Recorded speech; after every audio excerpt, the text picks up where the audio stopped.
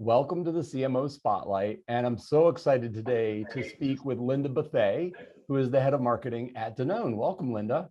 Thanks so much for having me. Absolutely. So I wondered if you could start by just telling us a little bit about Danone, the company, and about your role there at the company. Absolutely. So Danone is one of the largest B Corps in the world, and not everyone knows what a B Corp is, but essentially means that we use business as a force for good. So yes, while we're out there, trying to grow our business and make money, we also want to make sure that we're having a positive impact on the people and communities we serve. And our mission is to improve the health of people through food and the health of the planet as well. And so I lead marketing. I'm the head of marketing for the marketing COE here at Danone North America. And my team really tries to bring our mission to life through our brand plans. And for those not less familiar with the brand, I know here in the US, the brand that most people associate with the company and know is Danone yogurt. But maybe can you tell us a little bit about the actual brands and products that fall under Danone? Yeah, we have a broad portfolio of over 20 brands. Many know our yogurt brands, as you mentioned. Danone is the name on the door, but we also have Oikos, Light and Fit, Activia, Wallaby. We have an entire plant-based business with Silk, So Delicious, dairy-free. If you have not tried their ice cream, highly recommend it. You will not know the difference. Awesome. We also have a waters portfolio with Evian as the flagship, a ready-to-drink coffee business with Stoke, International Delight Creamers, and many, many more. Wow. And those are brands that I think here in the US, we know, I know almost all of those brands here in the US, and they're obviously found at groceries across the country and also even grocery delivery and such. But also, I know it's a big global corporation that you've got, large presence in Europe and probably the rest of the world as well. I know you're focused on North America, but yes, we're headquartered in Paris, but I, am focused on the North American business. Excellent. So I know you've been there a little over 2 years, and you came from Diageo. I think you were there about 3.5 years, and then you spent a good chunk of your career at Frito-Lay and then Pepsi, most recently before Diageo. So I wonder if you could just tell us a little bit about your career path that led you to your current role. Absolutely. I always knew I wanted to go into marketing, and specifically food marketing. I love food. It's, a big passion of mine. My daughter and I love to cook and bake together. And so, marrying my professional and personal interests just felt like the right sweet spot for me. So I joined Frito-Lay after getting my MBA at the Kellogg School at Northwestern, and did several marketing roles there. Worked on Lay's potato chips, worked in innovation, launching new brands. And then after about 5 years there, I kind of raised my hand and asked for a rotation into field sales. I figured that if I was going to be a really good marketer and general manager, I had to understand other parts of the company. And so I actually spent about a year in our New Jersey field office working on category management and field marketing, managing a team of sales professionals, in a function I had no experience in. And it was a really great broadening career experience for me, both from a functional standpoint. I think it made me a much better marketer, but also from a leadership standpoint and learning to lead diverse teams, where I was not the most experienced person on the team, but I was all of a sudden responsible for, our outcomes, our results, and the career development of the folks on the team. So I did that for a year and then moved over to the beverage side of the business. Had a great experience working in PepsiCo's joint venture with Unilever on the iced tea portfolio and expanding that from a North American joint venture to a global joint venture. So got some global experience along the way. Moved over to the waters portfolio, which at that time was growing faster than the traditional soft drink business. As consumers, move more into health and wellness spaces. So got to launch Life Water, premium water, bubbly flavored water, and some other cool brands. And then, after about 10 years at PepsiCo, you have to make a decision. Are you going to be a lifer? Right. Or are you going to move on and try to get, experience elsewhere? So made the difficult decision to leave PepsiCo after a decade there and moved over to Diageo, which I called the fun side of beverages. Built my career in soft drink and water and iced tea, and then moved over to alcohol. The hard stuff, right? Yeah, exactly. Which was, a really, really fun brand to work on. I manage the rum portfolio for North America, of which Captain Morgan is the flagship brand. And there's really no more fun brand to work on than Captain Morgan. Their brand purpose is championing the power of fun. And we truly lived our brand purpose every day. So did that for 3.5 years and then made the move over to Danone, again, kind of continuing my career in food and beverage. But as I've advanced in my career, really wanted to focus more on purpose and giving back through my professional aspirations. So moving to a B Corp that's all about building brands with purpose just felt like the right career move for me at the time. Yeah, I'm glad you brought up the B Corp aspect of the business. That's huge. We've worked with several B Corps and also had a couple of B Corps here on the CMO Spotlight. And I mean, for those unfamiliar with what it takes, number one, to become a B Corp, and then also when you are a B Corp, how that changes the overall ethos of the entire company and the culture of the company. I don't know if you could just take a moment to talk about why being a B Corp makes a big difference for you or for Danone. Yeah, I mean, to your point, it's an extensive certification process, and you're truly putting your money where your mouth is, right? We live and breathe our B Corp status every day, and everyone at the company is focused against our mission of bringing health through food to as many people as possible. And so, you know, from a marketing standpoint, which is obviously the world I live in, every day we think about what is the purpose of each individual brand and how can we activate that brand in a way that's doing good in the world. And I'll use the example of our Too Good yogurt brand, which we launched a few years ago. Their purpose is about, you know, eliminating food waste. Anybody that's been reading the news these days know how much food is wasted within the US at the same time that food insecurity is at an all-time high. And so we're really focused on how do we rescue food that would otherwise go to waste, use it in our products, and then leverage the proceeds of those products to give back to communities in need that are dealing with food insecurity. So it becomes, you know, instead of a vicious cycle, it becomes a virtuous cycle where we're leveraging our brands to do good. I love that. I love that. Yeah. Virtuous cycles are pretty exciting, I think, just generally. I mean, you know, I love that. So I'm going to shift gears a little bit. I'm curious if there's a piece of advice that you maybe wish that you had gotten early in your career, or maybe a piece of advice you might give somebody who's relatively new into their, you know, marketing career. The thing I always tell people is be curious, particularly when you're starting out at a new company, a new field, a new industry. Ask as many questions as possible. I think oftentimes young people want to feel like they belong and want to prove that they're there for a reason. And so they're afraid to ask the questions that they may not know the answer to because they want to appear smart. They don't want to appear that they don't know anything. And I think that's true as you go on throughout your career. Stay curious, keep asking those questions because that's how you're going to get truly, you know, the right answers, whether it's a question about a consumer or consumer insight or around how the business works. You know, stay curious, ask the tough questions, and keep learning throughout your career. You're never going to know it all, but the more questions you ask, the more you will know.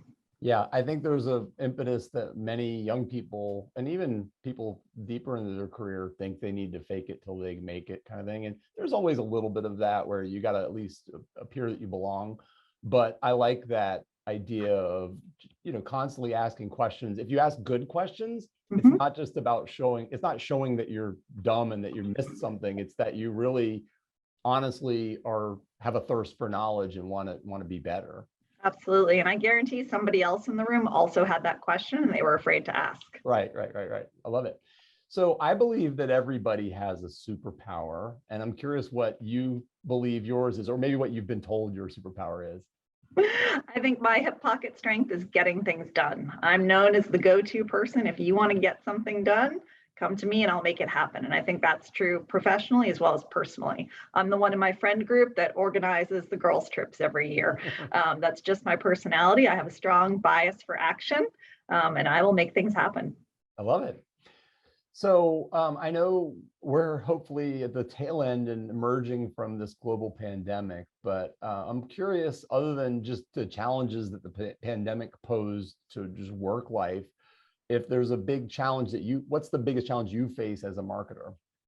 I think the biggest challenge is just keeping your finger on the pulse of a fastly evolving consumer sentiment, media landscape, marketing landscape, et cetera. I think it's one of the things I love about marketing and I love about my job is it's never the same. You have to constantly evolve to keep up with the changing landscape. I think COVID only accelerated those changes, right? I mean, look at how grocery shopping happened post pandemic, right? Obviously, there was, a big group of consumers that were already doing online shopping, and that only exploded during the pandemic. I now shop on Instacart weekly, which wasn't something I was doing before. The way people consume media has changed drastically as a result of the pandemic, and so that's had a huge impact on how we think about how we reach consumers, how we buy our media. And so I think that's what's really exciting as a marketer is it changes every day. I have a 12-year-old and how she consumes media and learns about brands is extremely different than how I learned about them as a 12-year-old. So she keeps me on my toes and, keeps me up on the latest TikTok dances and all that good stuff. I have twins who will be 12 next week. So I'm with you right there with you in the life stage and understanding how they consume media, to your point, is I think will forever change the way we will all consume media. Absolutely. Yeah. So I'm curious, outside of your daughter and your family, where you find inspiration, maybe either for yourself or for your team. I think it's absolutely critical that we stay inspired as marketers and focus on external inspiration. So my team, we do meeting-free Friday afternoons, and I encourage everybody to get out and get inspired, whether that's, doing a traditional market tour in a store or going to a pop-up art exhibit. You can find inspiration anywhere. And I really encourage people to go out and do that. And we have a Slack channel where we then share that inspo with each other. Because again, what you might find inspiring, somebody else may not, and vice versa. And so it's really good to go out, get inspired, but then share that and build off each other's ideas, because that could lead to the next breakthrough, innovation, marketing campaign, et cetera. So is there a value that you want to demonstrate as a leader, or maybe a value that you demand in anybody that might be a part of your team? Yeah, we talk a lot about values. It goes back to, for me, it's kind of the curiosity piece, making sure that you're staying curious, you're asking the right questions, but that you're also caring.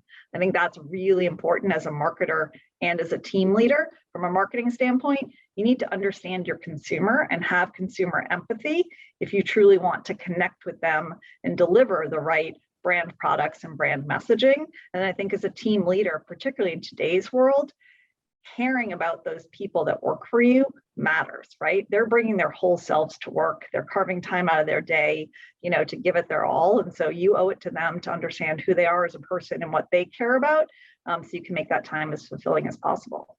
I love that. So I'm going to shift gears again a little bit. So here at Setup, we're marketing matchmakers, and that often means we're connecting brands together with marketing agencies. So we're not on the agency side, we're not on the client side. We sort of live in that space in between. And so I think we have a little bit of a unique perspective on both because we're not living in either.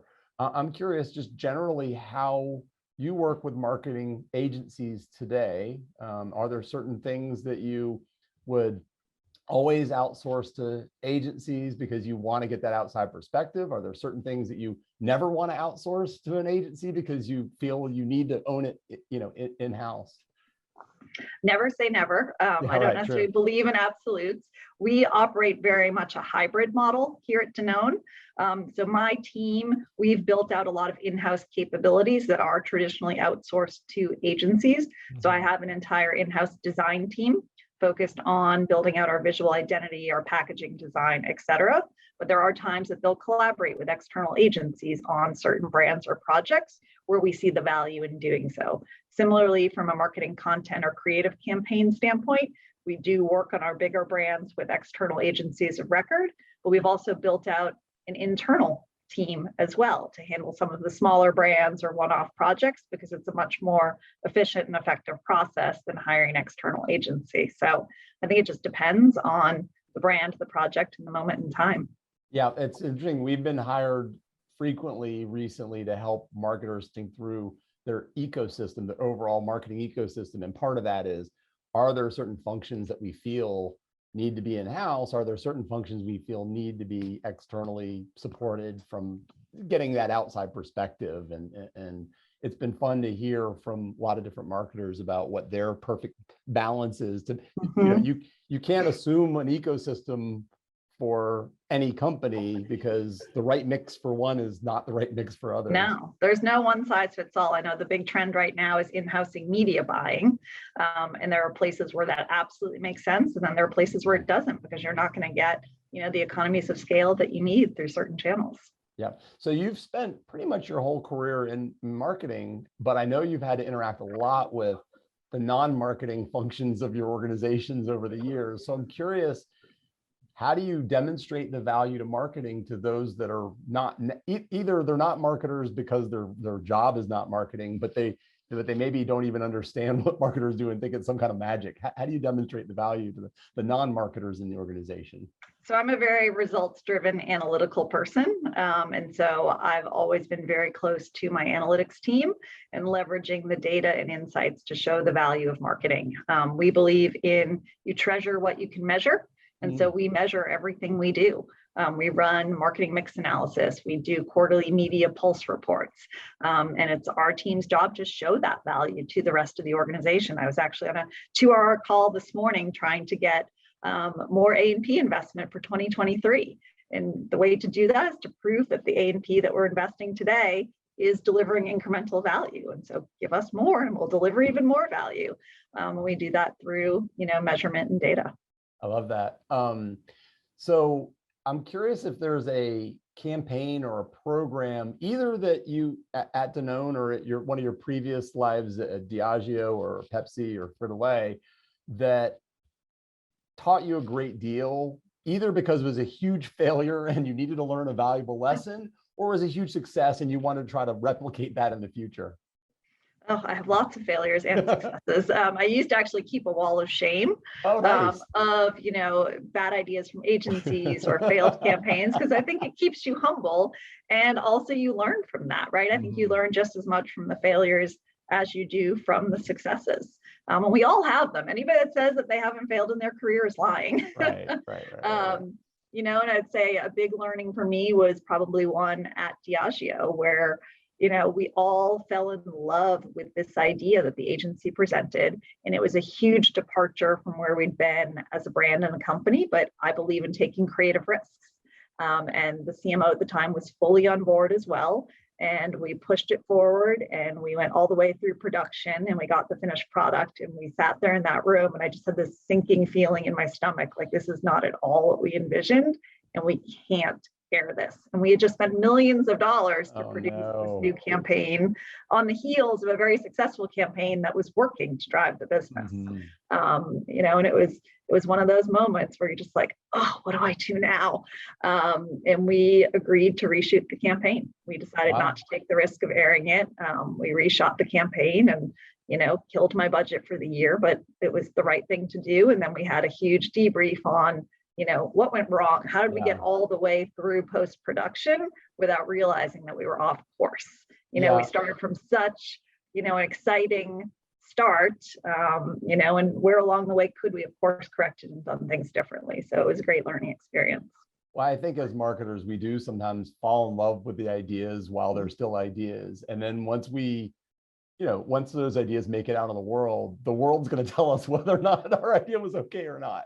And in this case, it sounds like you really, you early on, your team really felt good about it. And then as you get closer to launch, you realize it just wasn't right for this particular brand. So I appreciate your bringing up, that's boy, you learn more from that than you would have learned if you had just launched something and because it was just like something you've done in the past and it was successful. Yeah, we could have played it safe and kept with our current campaign, new content, et cetera. But, sometimes you have to take risks and sometimes they will pay off. You just got to take enough that you get those big wins sometimes. Yep. So I've got a couple of fun questions just to wrap up the conversation that have nothing to do with marketing, or they could, I guess. So the first one is there a book or a movie or a band or a sports team or a quote or something that really inspires you? So I am a diehard New England Patriots fan. So every other football fan loves to hate me. But I have been a fan since the early days when they were not successful. I grew up very near to Foxborough Stadium, the old Foxborough Stadium, where we would sit on, ice cold concrete bleachers watching the game as they lost time and time again. So I lived through those days to them, craft buying the team, building a beautiful new stadium and winning multiple Super Bowls. And what I love about the dynasty they've built is it's truly about the team. Yes, they had Tom Brady. Yes, he was a superstar, but he was part of a system and a team, and they could take, talent and players that other people didn't see the value in and find a way to fit them into that system and deliver magic. And I try to apply some of that at work as well, building diverse teams, finding those hidden talents and bringing them together to deliver great results.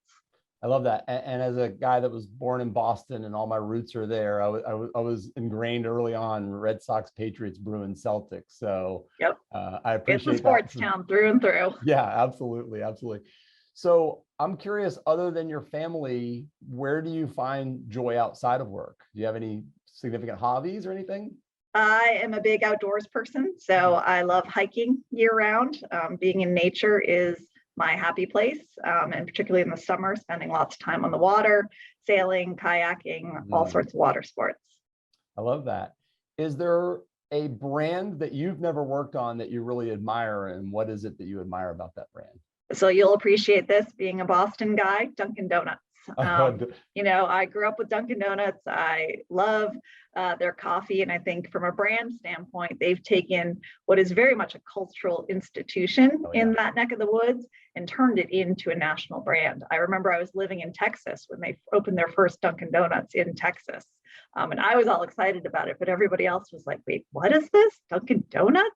But I think they've done a great job modernizing the brand, both from a visual identity standpoint, as well as a communication standpoint. Their America Runs on Dunkin' campaign is long running. They found something that works. They've stuck with it, but continue to evolve it over time. So I definitely admire that.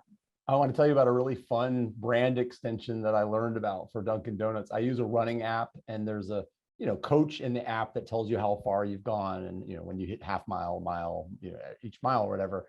And one of the voices you can choose is like a Bostonian, this guy from Boston, and he said, "What are you running to Dunkies?" or something like that. Like it was hilarious that they've actually integrated into this running app, and it's just such a smart way to integrate the brand. I don't even know if Dunkin' did that or if the running app company came up with it, but I thought it was such a fun way to integrate a brand that we all know now at this point has become somewhat ubiquitous. But I think that's a great choice. That's fantastic. Excellent. All right. Well, I'm wondering if there's anything else that you either wish that we had talked about during this conversation, or maybe if there's a question that I should ask during these conversations in the future. I think a big topic that's on everybody's mind right now is, work-life balance. It's always been a topic, but now in, post-pandemic future of work model, I think that's one for leaders that we're at least talking about a lot at Danone and what it means, for me personally, as well as for my team. And I think my take on that has always been there's no such thing as work-life balance. I think for me, it's work-life integration. I want to be a good role model for my daughter, and I want her to see the joy that I get from working. And so she's very much involved, especially when I was working from home. She would come to my virtual meetings. She's met my team. When we go back to the office, I'll bring her to the office so she can see where I work and what I do every day. She's been on set with me, to shoot some of the campaigns. And so I think it's really important that they see the value in what you do. But then the flip side is she knows she's my number one priority.